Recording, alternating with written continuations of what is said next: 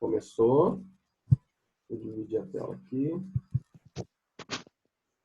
Beleza? Então vamos lá para a página 42. Vocês estão enxergando perfeitamente aí? Sim. Então vamos começar. Bom, do mesmo jeito que aconteceu, eu falei com vocês que houve intromissão na Inglaterra, lembra que eu falei da novela mexicana e aquilo tudo? Então, na questão da América Espanhola foi um pouco diferente. Vocês vão perceber que até a Inglaterra ela até conseguiu se intrometer em alguns assuntos. Mas diferente do Brasil, pessoal, a população da América Espanhola, eles lutaram de verdade por por essas questões de emancipação. Só que do mesmo jeito que em qualquer outro lugar, a elite, eles não queriam a intromissão da população. Porque quando acontecesse essa independência, a elite desses territórios espanhóis, eles não queriam que a população fizesse parte vamos dizer assim, das ações de administração do território. Então, vamos lá. A primeira coisa que vocês têm que saber, pessoal, desse conteúdo, é por que se iniciou esse processo de independência. Enquanto a Espanha era uma Espanha forte, enquanto a Espanha ainda tinha o respeito das suas colônias, nada era feito. Poderia se pensar, poderia se até se falar em tentar se emancipar da Espanha. Mas, enquanto a Espanha estava forte, nada disso acontecia nas colônias espanholas. Tudo bem até aí? Sim. Até porque a Espanha, pessoal, era uma potência, né? Era uma potência do mercantilismo, né? Tudo certo. Então, vamos lá. Bom, por que o trono espanhol com influência e interesse da Inglaterra, da Áustria e da França? Por quê? Vocês vão começar a entender a partir desse segundo parágrafo aqui, ó. Peraí. Não tá ainda, tá travado. Foi. Vocês vão começar a entender a partir desse segundo parágrafo como que a Espanha começa a sofrer essa intromissão de outros países. Então, olha só. Antes da virada do século XVIII, ainda em 1700, o então rei da Espanha, Carlos II, da Casa de Habsburgo, após uma curta vida permeada de problemas de saúde, morreu. E quando ele morreu, ele não deixou nenhum herdeiro sanguíneo, pessoal. Nenhum. Tanto é verdade que em seu testamento, o Carlos II havia deixado o trono espanhol para o seu sobrinho, Felipe, o então Duque de Anjou, que também era neto do rei da França, no caso, o Luís XIV. Ambos da Casa de Bourbon. Tá certo até aí? Certo. Beleza. Nesse contexto, pessoal, existia uma profunda tensão política na Europa, entre as casas de Habsburgo, que era da Espanha, e de Bourbon, que era da França. Duas grandes famílias nobres europeias em constante embate político, aumentando ainda mais durante o reinado de Luís XIV. Por quê? Porque a ideia deles era o seguinte: quem conseguisse esse domínio do trono espanhol, automaticamente aumentaria o quê? O seu poder de influência. Tanto é verdade que, com o possível fortalecimento dos Bourbon, a Inglaterra, a Áustria e parte do Sacro Império Romano, né, no caso, aquele grande Império Romano, uniram-se contra a ascensão de Filipe. No caso, Filipe seria o herdeiro por parte da França, que tinha o apoio da França. Esses países, tentando dar continuidade ao domínio da Casa de Habsburgo, reivindicaram o pertencimento do trono espanhol a Carlos da Áustria. Iniciou-se, desse modo, a chamada Guerra de Sucessão do Trono Espanhol. Esse embate se estendeu entre 1702 até 1713, pessoal. Ou seja, quando a gente fala de reinado, turma, é complicado. Porque na minha cabeça, quando eu era aluno, se eu estou falando sobre o reinado da Espanha, quem tinha que se intrometer? Hein, gente? Quem tinha que se intrometer? Eram os espanhóis. Era a nobreza espanhola. Mas como vocês podem ver, como tem influência de outros países, de outros reinos, tudo por causa de questões políticas, questões de poder. Por exemplo, se o Filipe assumisse, a França teria um poder gigantesco, teria um poder de administração dentro da França, mas também teria dentro da Espanha. Então, com esse ganho de território, a Inglaterra ficou com medo de que ela perdesse força na Europa. Então, ela não deixou que isso acontecesse. Tudo bem até aí? Sim. Beleza. Então, continuando. Filipe V conseguiu assumir o trono, no caso agora com a ajuda da França, né? Com a aceitação dos países opositores. Só que, para isso, para o Filipe, no caso o Filipe V, assumir esse trono espanhol, como ele tinha o lado voltado para a França, os opositores, no caso a Inglaterra e a Áustria principalmente, eles fizeram com que o Filipe assinasse um tratado, o Tratado de Utrecht. O que esse tratado dizia? Ele permitia que a Espanha deixasse os ingleses terem um comércio limitado, ou seja, tinha um limite, em suas colônias na América, por meio do que era conhecido como navio de permissão. Ou seja, turma, a Inglaterra agora ela tinha permissão de comercializar lá na América Espanhola, no caso aqui próximo da gente, né, na América Espanhola, tudo que era fabricado lá. Ou seja, para a Inglaterra isso foi muito positivo. Aí eu pergunto a vocês, e para a Áustria? Teve algum benefício? Não. Não. Só que a Áustria estava aonde? Na barra da saia da Inglaterra. Então, quem acabou se dando bem foi a Inglaterra. Para a Áustria foi indiferente. Tudo bem até aí? Sim, professor. Lembrando que isso tudo vai cair na prova. Então, fale, Ah. Lana. O que você não está É entendendo? porque eu cheguei, a aula já tinha começado e ele estava falando, eu fiquei perdida. Ah, tá. Nós estamos aqui, ó. Acabei de falar sobre o navio de permissão. Esse navio de permissão foi uma permissão que o Filipe V, que assumiu o trono da Espanha, com o apoio da França, ele assumiu esse trono espanhol, mas para a Inglaterra poder aceitar esse novo rei da Espanha, ele teve que assinar um tratado onde permitia à Inglaterra o comércio direto, só que limitado, com as colônias espanholas aqui na América. Tá certo? Entendi. Continuando, pessoal. Além disso, Filipe, no caso, o rei da Espanha, tá, gente? Ele cedeu o direito de vender escravos nas colônias. Tá certo? Certo. Alguma dúvida? Não. Acho que não. Beleza.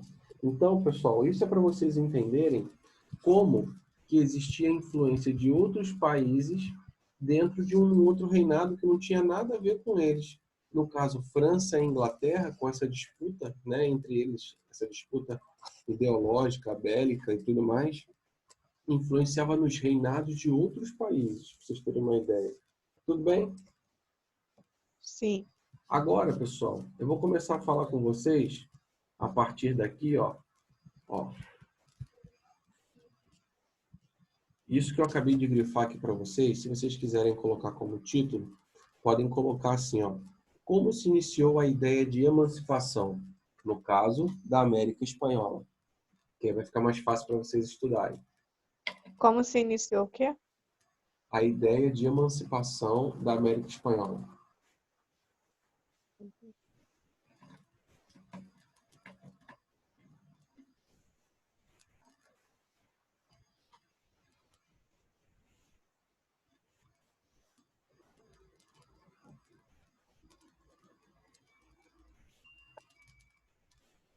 Ok. Oi? Então vamos lá. O que vocês têm que saber dessa parte que eu grifei, pessoal? Com todos esses acontecimentos, né, que a Espanha foi obrigada, o Filipe V foi obrigado a assinar em favor da Inglaterra, e também as ideias iluministas ganhando força na Europa, eu quero que vocês entendam que a população jovem e rica da América Espanhola estava indo para a Europa para poder estudar. Então, nesse período que eles estavam indo estudar na Europa, eles conheceram as ideias iluministas, que nós já conversamos sobre. Uma delas é a não exploração do homem sobre o homem, né? No caso, a escravidão. Então, quando eles voltam da Europa depois do tempo de estudos, esses jovens ricos, eles voltam com esses ideais de emancipação, não querendo mais que a América Espanhola continue sendo colônia da Espanha. Tudo bem? Uhum. Sim. Então isso daí, pessoal, se vocês quiserem marcar ou se quiserem anotar, fiquem tranquilos, podem fazer, eu espero. Tanto é verdade que aqui está falando, ó, sobre as ideias, eu já marquei tudo, né? Está falando sobre o iluminismo e como que isso influenciou olha só, e como que isso influenciou a ideia desses jovens. Tá certo? É. Bom, continuando. Uma coisa importante ainda nesse contexto aí que eu estou falando com vocês, se formou uma elite na América Espanhola. Só que essa elite ela se dividia em duas, pessoal. Tinha a elite crioula, que eu vou explicar do que se trata, e tinha a elite dos chapetones.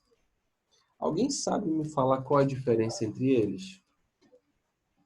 A gente já tinha ouvido isso Eu aí. acho que um deve Já ouviram ser falar? maior do que o outro. Oi? Mas eu acho que crioulos eram pessoas que eram misturadas com... Não. Não. Ah, não sei, mas crioulo me lembra pessoas com uma renda menor. Não, olha só. Os crioulos, pessoal, é crioulos, tá? Com 2 L's. Eles eram filhos dos aristocratas, ou seja, eles eram filhos de pessoas com poder aquisitivo muito alto na América Espanhola, só que eles já tinham nascido aqui. Então a nacionalidade deles não era mais espanhola, eles tinham a nacionalidade do lugar onde eles nasceram. Era Diferente. isso que eu queria dizer, mas eu falei tudo errado. Ah, tá. Diferente dos chapetones. Os chapetones, pessoal, também tinham poder aquisitivo alto, igual ou menor, mas era alto também, menor do que os crioulos. Só que eles tinham esse poder da colônia porque eles eram espanhóis. Então, eles faziam tudo pela coroa, no caso, tudo pelo rei da Espanha. Entenderam essa diferença? Uhum. Tanto é verdade que os crioulos, eles queriam esse processo de independência, eles queriam dar continuidade, eles queriam iniciar e dar continuidade. Tudo bem? Uhum. Então, vamos lá. Na página 43, turma, Fala na sobre pá- chapetões e crioulos. então, na página 43, dando continuidade, fala assim, ó. A decadência da extração de minério abriu espaço para o crescimento da produção agrária, tanto da pecuária quanto da agricultura, surgindo uma nova elite. Essa elite, pessoal, são os crioulos que eu falei, ou seja, eram pessoas que tinham o poder aquisitivo, tá aqui embaixo, tá? Aqui, ó, os crioulos, ó, tá? Eles tinham poder aquisitivo, mas eles não tinham esse respeito da sociedade espanhola, no caso lá na América. Essa população espanhola que veio para cá, eles eram chamados de chapetones, e como eu falei com vocês, eles tinham todo esse poder administrativo, porque eles vinham para representar a coroa espanhola. Tudo bem? Uhum. Eu vou perguntar isso na prova, hein? Tem certeza? Tem. Então tá. Oi? Perguntar o quê? Eu vou perguntar a diferença entre os crioulos e os chapetones. Ah, não, então repete de novo. Isso tudo tem no livro, só que se vocês quiserem escrever, eu acho que fica mais fácil. Eu prefiro marcar. Então, se vocês quiserem marcar, é assim, ó. Vai ficar mais fácil, ó. Para os crioulos, então, tá? Para os crioulos, vocês marquem da decadência, ó, até administrativo. Essa é a definição dos crioulos. Foi? Uhum. E dos chapetones, vem daqui até colônias.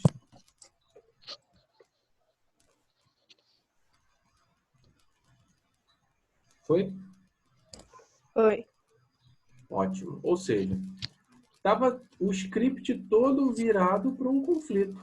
Pensa, os crioulos criados, nascidos na América Espanhola, com poder aquisitivo alto, não querendo pagar impostos, desculpa, não querendo pagar impostos ao governo espanhol, enquanto que os chapetones estavam lá recebendo justamente do governo espanhol para poder manter a lei e a ordem, ou seja, fazer com que essas pessoas pagassem esses impostos. Então, pessoal, estava tudo acontecendo de uma forma até bem acelerada para que esse conflito acontecesse. Tudo bem até aí? Uhum. Tanto é que, se vocês quiserem colocar uma OBS aqui, ó, de observação, onde eu acabei de grifar para vocês aqui, ó, fica legal. Que diz o seguinte: assim, havia um embate entre dois grupos, motivados pelo primeiro, no caso os crioulos, que era uma elite econômica que via na independência a única maneira de conquistar o poder político. Porque os crioulos, eles não queriam só o poder econômico, eles queriam o poder político, de administração também. Enquanto que os chapetones tinham esse poder político. Marcaram? Uhum. Sim. Só que tem um porém. Pessoas de fora e desavisadas pensariam o seguinte: coitados dos crioulos. Eles querem, só querem administrar a sua terra, eles querem o bem da nação. Até Ai, tá. uma ideia de igualdade. E, na verdade, não é nada disso. Mais para frente, ainda na página 43, na página 44, quer dizer, desculpa, vocês vão ver que os crioulos, pessoal, eles não querem nada de igualdade.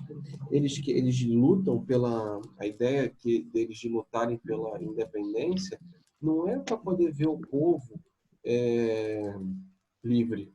A ideia dos crioulos em lutar pela independência é para eles assumirem o reinado, para eles serem os líderes, para eles ganharem poder cada vez maior. Certinho.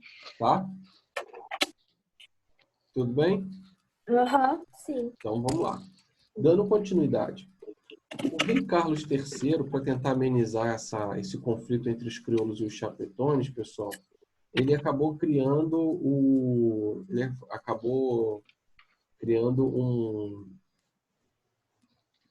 Não sei se a gente pode chamar de um documento, mas chamado Cabildos Abertos. O que isso significa? Significa que os cidadãos crioulos, agora, eles eram tidos economicamente importantes, claro, porque produziam, né? Mas que eles podiam participar também das atividades políticas. Tá? Então, a ideia do rei, no caso agora já o rei Carlos III, era fazer com que os crioulos deixassem esse ideal aqui em cima, ó, com que os crioulos se tornassem, tá vendo? De temas relevantes. Só que o que acontece? Isso não surgiu efeito, pessoal.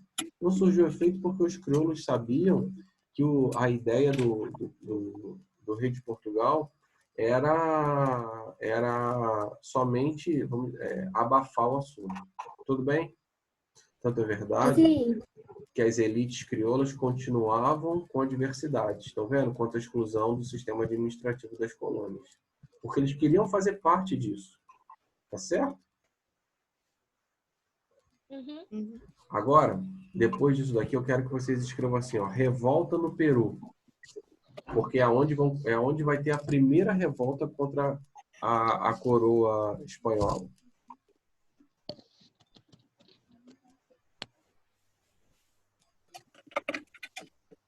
Foi? É. Então vamos lá. O que eu vou falar com vocês, turma, sobre essa revolta no Peru, vocês não tem que marcar tudo isso não, tá? O que eu vou explicar para vocês está aqui, ó. Então vamos lá. Em 1780, um comerciante, ou seja, poderia ser chamado de um burguês, né? Líder inca, ou seja, ele era um dos líderes da população que era nativa do Peru, tá? Tupac Amaru II. Não é o Tupac Amaru, tá? O imperador não.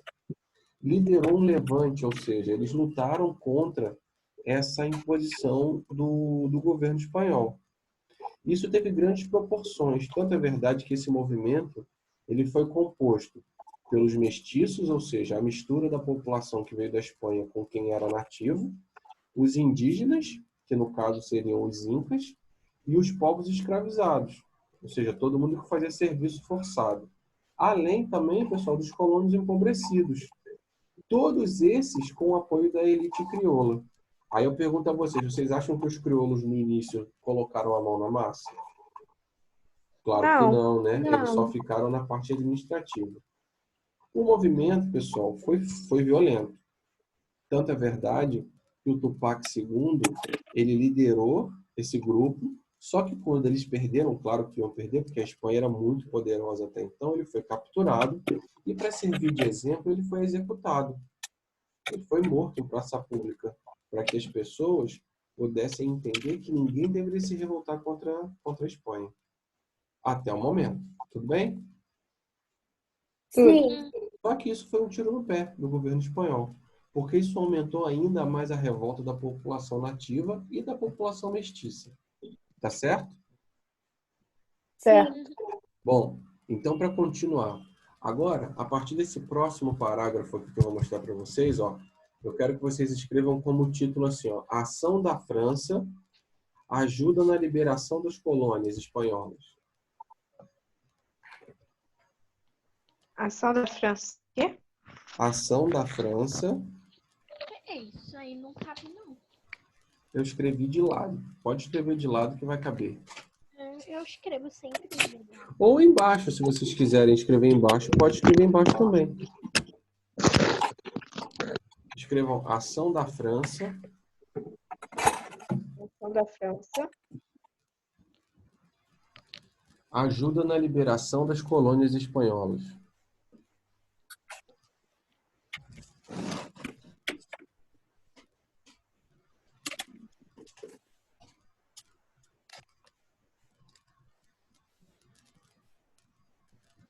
Ajuda Na liberação das colônias espanholas.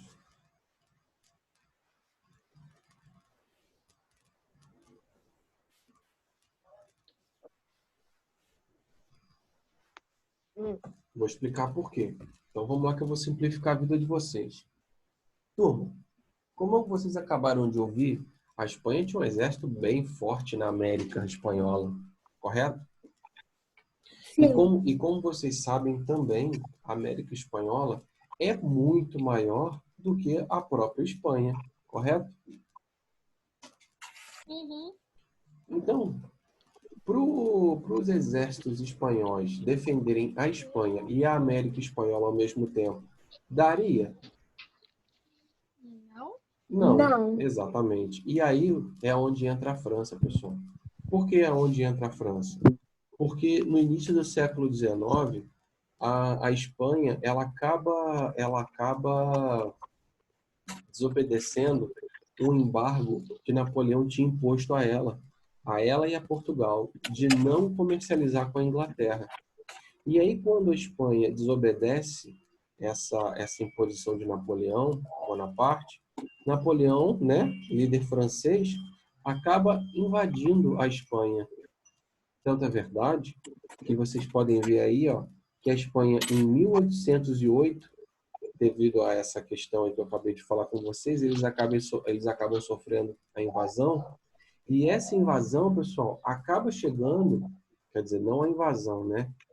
As notícias da invasão de Napoleão ao território espanhol acabam chegando lá nas colônias.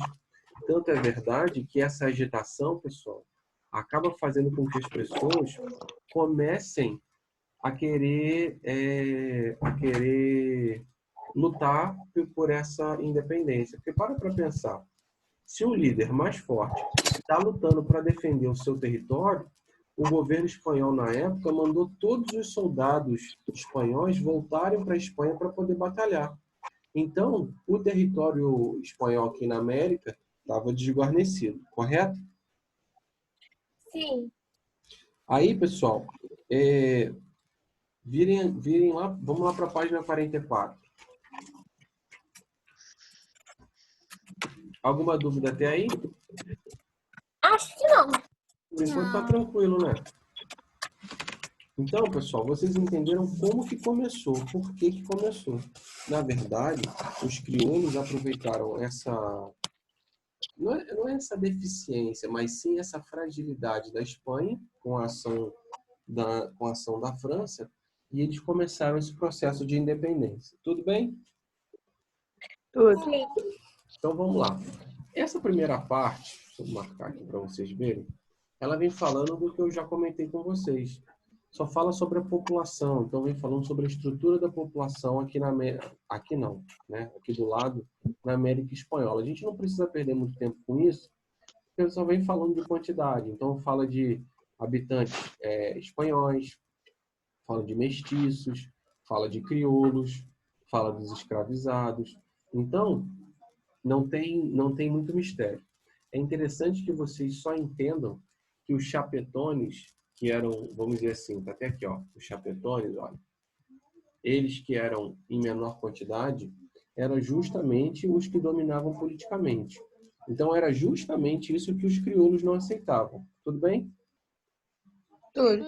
Tanto é verdade que os crioulos visualizavam a independência como sendo a única saída para eles poderem chegar ao poder político nas colônias. Todo mundo entendeu isso, correto?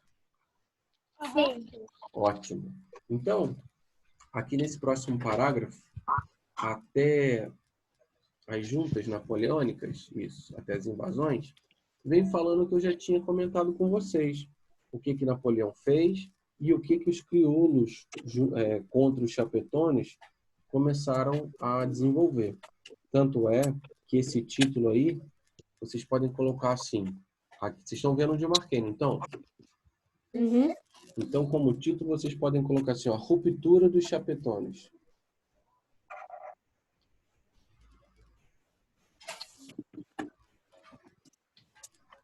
Foi? Foi. Então, vamos lá. Então, essa parte da ruptura dos chapetones vem até aqui, ó, que diz o seguinte. Nesse momento, no caso lá da Espanha com a invasão napoleônica, surge um conflito de ideias entre os chapetones. Por quê? Alguns defendem a permanência dos Bourbon, no caso os franceses, né, como liderança na Espanha, e os outros ainda continuam apoiando a coroa espanhola, independentemente de quem ocupasse. Então, acaba surgindo um conflito de ideias entre os chapetones que enfraqueceu essa liderança aqui na América Espanhola. Tudo bem? Tudo. Aí o que eu vou falar com vocês, aí sim, vem daqui até aqui embaixo. Por quê? A partir daí, pessoal, os crioulos se aproveitaram. Como que eles se aproveitaram? Dessa maneira, os crioulos perceberam, em 1810, que se eles não se organizassem, eles não conseguiriam. Tanto é verdade que, nesse momento de fraqueza, eles, dentro de... É como se fossem lugares de reuniões que eles chamavam de cabildos, eles criaram as juntas governativas. O que era isso, pessoal? A ideia era que, administrando as colônias, eles, no caso, os crioulos, conseguiram ficar até 1814.